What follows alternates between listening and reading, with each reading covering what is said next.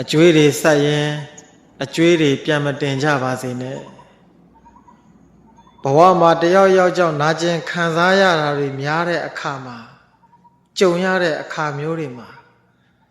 ကိုယူခဲ့တာတွေပြန်ပေးလိုက်ရတာပဲလို့သဘောထားလိုက်ပါကိုစီကပါသွားလို့ပြန်ယူမယ်ဆိုတဲ့စိတ်မျိုးမတွေးမိပါစေနဲ့တန်တရားကရှည်တတ်လို့ပါဟိုဒုက္ခကြီးတယ်လို့သူတို့တွေလည်းဒုက္ခရောက်စေရမယ်ဆိုပြီးတော့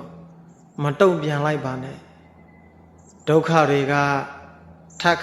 ခါတိုးလာနေအောင်ပါပဲလေကိုယ်မှာခံစားရတဲ့ဒုက္ခတွေကကြီးလွန်းတဲ့အခါမျိုးမှာ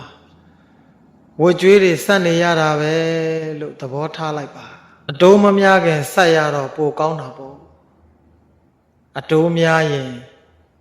အကြာကြီးဆက်နေရမယ်ထပ်ခါ